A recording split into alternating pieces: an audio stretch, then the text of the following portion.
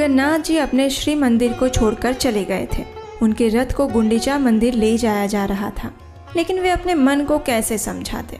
उनके लिए तो उनके जगन्नाथ जी अभी भी रत्न वेदी पर होने चाहिए थे। बस यही सोचकर वे श्री मंदिर में रत्न वेदी के पास पहुंच गए। वहां जाकर देखा तो चारों ओर शांति छाई हुई थी। सच में रत्न वेदी आज खाली पड़ी हुई थी। अपने प्रभु के विरह में वे रत्न वेदी की प्रदक्षिणा करने लगे और उसी समय एक बड़ी सी काली परछाई उनके मस्तक पर मंडराने लगी। वो रूप सच में भयावह था। लंबे से हाथ और पैर, बड़े बड़े दांत और लाल आंखें। ऐसा लग रहा था मानो अभी वो उसे निगल जाएगा। लेकिन कौन था ये भयावह रूप, और जगन्नाथ जी के मंदिर में वो किसे डरा रहा था? चलिए जगन्नाथ जी की इस कथा में देखते हैं। हरे कृष्णा। वो रथ यात्रा का दिन था। जगन्नाथ जी एक राजा की तरह पहाड़ी विजय करते हुए धीरे धीरे रथ पर सवार हो चुके थे। उनके साथ साथ बलराम जी और सुभद्रा मैया भी अपने अपने रथ पर आरूढ़ थे। चारों ओर भक्त जय जगन्नाथ का जय ध्वनि कर रहे थे। अनेक प्रकार के वाद्य यंत्र बज रहे थे। लोगों की भीड़ चरम सीमा पर थी। एक के बाद एक जगन्नाथ जी, बलराम जी और सुभद्रा मैया के रथ गतिमान होते हुए गुंडीचा मंदिर की ओर प्रस्थान कर रहे थे। सभी लोग उसी रथ यात्रा में उनके साथ चलने लगे और पीछे छूट गया सिंहद्वार, अकेला, शांत और सुनसान, मानो वो भी जगन्नाथ जी के विरह में उदास था। आज सिंहद्वार के सिवा एक और व्यक्ति थे जो आज उदास थे, और वो थे इंद्र स्वामी। अच्छा, आप उन्हें नहीं जानते? चलिए हम आपका उनसे परिचय करवाते हैं। इंद्र स्वामी जगन्नाथ जी के एक महान भक्त थे। उन्होंने संपूर्ण भारतवर्ष के सभी तीर्थ स्थानों की यात्रा की। उन्होंने केदारनाथ में जाकर भगवान शिव की पूजा आराधना की। उसके बाद वे बद्रीनाथ धाम गए। उसके बाद फिर उन्होंने रामेश्वरम में जाकर भगवान श्री विष्णु के दर्शन और पूजा आराधना की। तत्पश्चात वे समुद्र किनारे स्थित द्वारिका धाम में जाकर भगवान श्री कृष्ण और रुक्मिणी का दर्शन करते हैं। उन्होंने अनेक पवित्र नदियों में स्नान किया, भगवान के अनेक रूपों के दर्शन किए और अंत में वे जगन्नाथपुरी में आकर स्थायी हो गए। अपना शेष जीवन जगन्नाथ जी के नीलाचल धाम में ही व्यतीत करने का उन्होंने निर्णय लिया था। वे प्रतिदिन जगन्नाथ जी के दर्शन करने मंदिर में आते और इसके साथ ही अपनी ध्यान अवस्था में भी उनके प्रत्यक्ष दर्शन करते। अब देखिए, जो भगवान के भक्त होते हैं ना, उनसे भगवान का विरह बिल्कुल भी सहन नहीं हो पाता। ऐसा ही कुछ होता था इंद्र स्वामी को भी। जब वे जगन्नाथ जी को रथ यात्रा के समय गुंडीचा मंदिर जाते हुए देखते तो बड़े उदास हो जाते। एक तो पहले ही जगन्नाथ जी 15 दिन के लिए बीमार पड़ जाते हैं तो उनके दर्शन नहीं होते, ऊपर से 9 दिन और वे गुंडीचा मंदिर चले जाते हैं। ये सब देखकर इंद्र स्वामी का मन बड़ा उदास हो जाता था। ऐसे ही दुखी मन से आज वे सिंहद्वार के पास खड़े थे। जगन्नाथ जी, बलराम जी और सुभद्रा मैया के रथ गुंडीचा मंदिर के लिए निकल पड़े थे। संपूर्ण श्री मंदिर खाली था क्योंकि सभी भक्तगण भी जगन्नाथ जी के साथ गए हुए थे ना। लेकिन इंद्र स्वामी को इस बात का विश्वास नहीं हो रहा। उन्होंने मन में ही सोचा, ऐसे कैसे भगवान अपनी रत्नवेदी छोड़कर जा सकते हैं? भगवान तो पुराणों में भी कहते हैं कि चाहे प्रलय आ जाए या फिर ये मंदिर नष्ट हो जाए, फिर भी मैं ये स्थान छोड़कर कभी नहीं जाऊंगा। तो फिर वे नीलाचल धाम छोड़कर कैसे जा सकते हैं?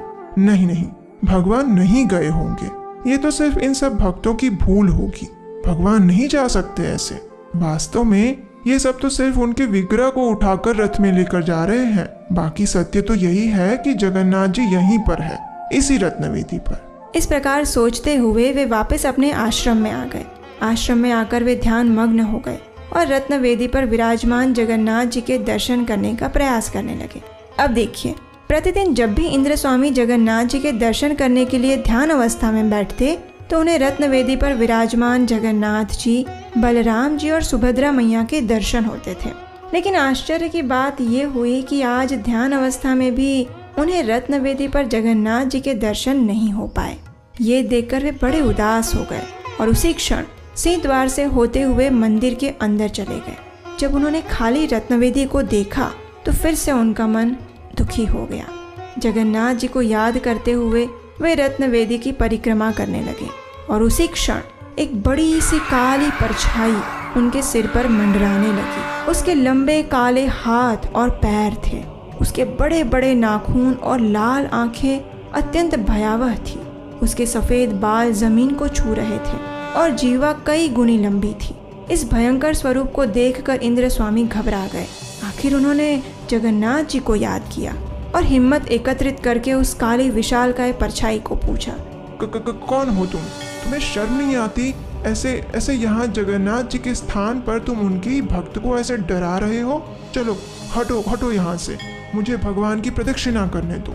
इंद्र स्वामी की बात सुनकर वो काली परछाई वाला स्वरूप जोर जोर से हंसने लगा। उसने कहा, अरे मूर्ख, मुझे आदेश देने वाले तुम कौन होते हो? मैं इस स्थान का रक्षक हूँ और मेरा नाम है भैरव। भगवान की अनुपस्थिति में मैं ही इस स्थान की रक्षा करता हूँ। इस समय जगन्नाथ जी यहाँ नहीं है, इसलिए इस समय तुम उनकी रत्नवेदी की प्रदक्षिणा नहीं कर सकते। अगर तुम उनके दर्शन करना चाहते हो तो गुंडीचा मंदिर जाओ, यहाँ नहीं। चलो जाओ अब यहाँ से। भैरव की बात सुनकर इंद्र स्वामी निसहाय होकर वापस अपने आश्रम में लौट आए। आज उनका मन अत्यंत उदास था।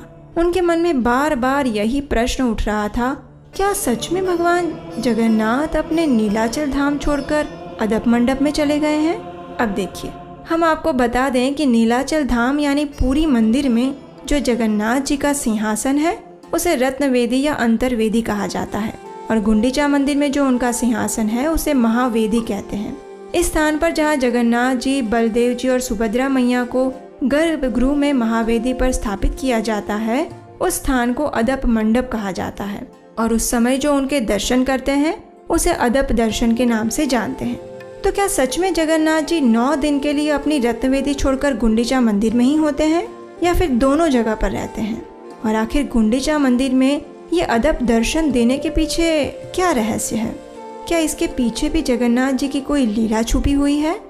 जी हाँ, ये एक बहुत बड़ा रहस्य है। ऐसा रहस्य जो शायद आपने पहले कभी नहीं सुना होगा। अपने जन्म स्थान और रानी गुंडीचा के वचन को निभाना ये तो सिर्फ एक कारण है, उसके उपरांत एक और रहस्य है और उसे हम उजागर करेंगे इसी कथा की अगली कड़ी में। तो कैसे लगी आपको जगन्नाथ जी की ये कथा? अगर अच्छी लगी है तो जल्दी से नीचे सब्सक्राइब बटन पर क्लिक करिए और नोटिफिकेशन ऑन कर लीजिए, अन्यथा इसी कथा का दूसरा भाग आप मिस कर देंगे। और अगर आपने पहले से ही सब्सक्राइब कर लिया है तो इस वीडियो को लाइक कीजिए और अपने उन मित्रों को शेयर कर दीजिए जिन्होंने ये कथा कभी नहीं सुनी है। और हाँ, जाने से पहले नीचे कमेंट बॉक्स में हमें लिखकर ज़रूर बताइएगा कि क्या आपने इस कथा के विषय में पहले सुना था। तो चलिए, हम आपसे मिलते हैं इस कथा की अगली कड़ी में बहुत जल्द। तब तक के लिए भगवान जगन्नाथ जी के सुंदर मुख कमल को अपने मन और हृदय में धारण करके रखिए, क्योंकि वही हमारा एकमात्र आश्रय स्थान है और वही हमें इस भौतिक संसार से तारने वाला है। हरे कृष्ण।